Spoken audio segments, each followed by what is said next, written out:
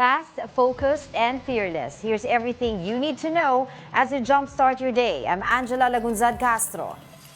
Some senators believe that Senator Dela Rosa should not lead the possible parallel investigation into the drug war program of the previous administration. Senator Risa Ontiveros said the Senate Committee of the Whole should probe former President Rodrigo Duterte's war on drugs.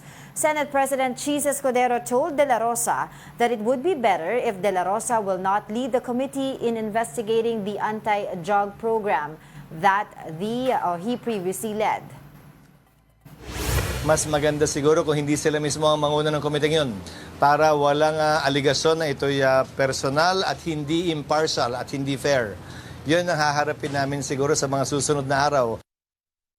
Meanwhile, Senator Amy Marcos believes the investigation should happen in the court instead on the Senate floor. She said a possible hearing on drug war might look self-serving for the Senate. DOJ is competent at this point to make a case with the help of CIDG, with the help of the NBI. Perhaps prosecution is in order. Ang tagal na eh.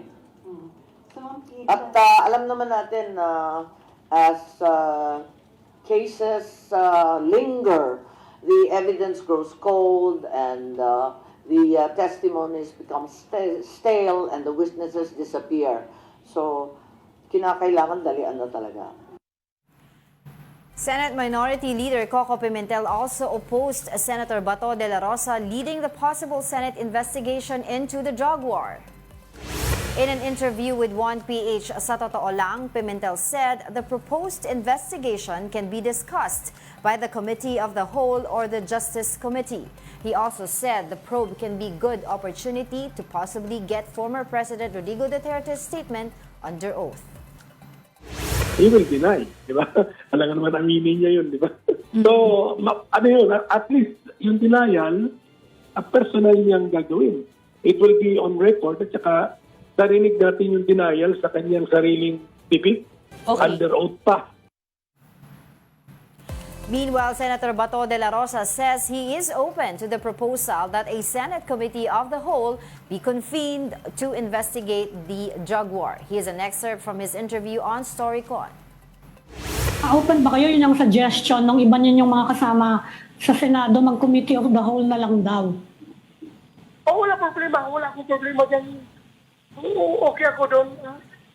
If talagang questionin nila yung aking motopropyo investigation na suspended investigation doon sa PDLX, then pag-usapan namin. Senator, nakausap niyo na po ba kay former President Duterte yan, nabalak ninyo at pumayag na ba siya? Kasi kahapon sabi niyo, most likely, he will agree si former President Duterte to appear basta kayo ni Senator Bongo yata nandun. Na-sound out niyo na ba siya si President Duterte at payag na siya? Hindi pa nagaling sa kanya officially. That's only an assumption on my part na kapag ang Senado ang mag-imbestiga, whether or not andyan ako or wala si Senator Bongo, basta Senado ang mag-imbestiga, mas komportable siya mag-attend. Senator Bato, balikan ko na sinabi niyo po kanina na parang may checks and balances between the two houses.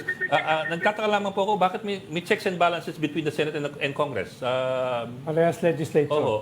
Hindi ba usually it's a check and balance between, for example, executive, judicial, and Congress and legislature. the branches? Bakit hindi ba applicable sa both houses yung checks and balances? Kaya nga, hiwala yung dalawang houses para merong existing checks and balances. But what po do you want to check and to balance in this particular case, Senator Bato? Ano ho yung gusto niyong kumbaga balansin o i-check? Simple lang, no? Nakikita natin na para sa takbo ng investigasyon ngayon ay para bang lumalabas ng pinapaniwalaan ngayon yung mga dating drug lord protectors, sila na ngayon ang hero. Tapos, bilhin na ngayon yung mga mga pulis na nagsumikap na makahintok ang sex protest sa ating bansa. So, siguro, lalabas man lang yung totoo on both sides, then, tingnan natin we have to conduct parang investigation. Let's now take a quick look at today's other headlines. In the Philippine Star, self-rated hunger, especially among poor Filipinos, further increased in the third quarter of the year. That's according to a survey by social weather stations. It found that 22.9% of the respondents experienced involuntary hunger, up from 17.6% in the previous survey. And in business world, analysts say the door is now wide open for the Bangko Sentral to continue its rate-cutting cycle. On Wednesday, the Monetary Board slashed rates for a second straight meeting with a 25 basis point cut. That brings the key rate to 6% from 6.25%.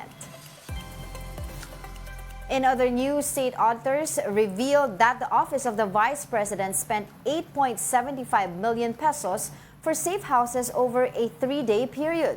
That's why lawmakers ask, what kind of safe houses are these and why do they cost so much? Marian Enriquez with a report. Lawmakers are getting a picture, albeit still incomplete, of how Vice President Sara Duterte's office spent its confidential funds. Sifting through acknowledgement receipts from the Commission on Audit, the House Committee on Good Government and Public Accountability found that millions of pesos went to rental for safe houses. And that money all came out of the OVP's confidential funds. In 2022 alone, the year COA confirmed that the OVP spent its 125 million peso secret budget in just 11 days. The office spent 8.75 million pesos for safe houses over a 3-day period starting December 27. One safe house costs 1 million pesos from December 28 to 31, or just 4 days. For the figures to add up, it looks like rental for these temporary shelters could have easily been between 250,000 pesos to 1 million pesos. This had lawmakers wondering, what kind of safe houses are these and why did they cost much more than stays in 5-star hotels, luxury resorts, or an expensive condo in Metro Manila? May swimming pool po ba tong safe house? May wifi? Sa BGC? Hindi po ba kayo nagtaka kung bakit ganun kamahal? It doesn't end there. The year after, in 2023, the OVP's confidential expenses kept on going. 16 million pesos each for the first 2 quarters. The 16 million peso figure also did not change as per records submitted to COA. Only the number of days the amount was spent did. 11 days in the last quarter of 2022, 53 days in the first quarter of 2023, 67 days in the second quarter, and 79 days in the third quarter of last year. The next question is, what were the safe houses for, and why were they so expensive? Lawmakers and state auditors could only guess as not one representative from the Office of the Vice President showed up in today's hearing. In other words, the COA relies only on the documentary evidence of payment, mainly. Tama po. Yes, Mr. Chair. Yun lang ang pasihan ninyo.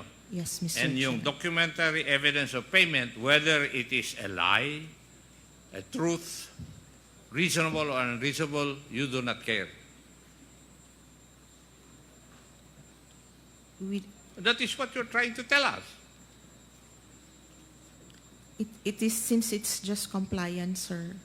In a position paper it submitted, the OVP said the hearing is unnecessary. Therefore, the attendance of its officials and personnel is not needed. But the House Committee is not taking the OVP's explanation just like that. It has sent subpoenas to 6 officials of the OVP, compelling them to attend the next hearing. Vice President Sara Duterte is not one of the 6 subpoenaed, but her Chief of Staff, Attorney Zulaika Lopez, is. The panel will also ask the Justice Department and the Bureau of Immigration to put out a lookout bulletin order against them. For News 5, Marian Enriquez, we are One News. The Land Transportation Franchising Regulatory Board, or LTFRB, has reopened the PUV Consolidation Program. It will be open until November 29. LTFRB said this decision is based on the senator's request to extend the deadline for drivers and operators who failed to meet the program's deadline. The agency emphasized that this is their last opportunity to form a new cooperative and join the program.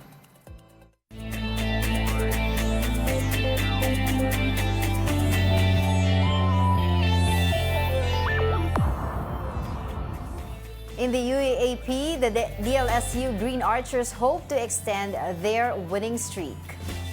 They will face the Adamson Soaring Falcons in men's basketball tournament clash tomorrow at 3:30 p.m. The Green Archers are currently sitting atop the standings with an impressive 8-1 record. Adamson, meanwhile, is looking to snap a 3-game losing streak following a close overtime defeat to the FEU Tamaraos. Catch the games live on One Sports, UAAP Varsity Channel, and Pilipinas Live. And those are the top stories of the hour. Join us again later at 9 a.m. as we continue to monitor the day's biggest stories. I'm Angela Lagunzad-Castro. We are One News.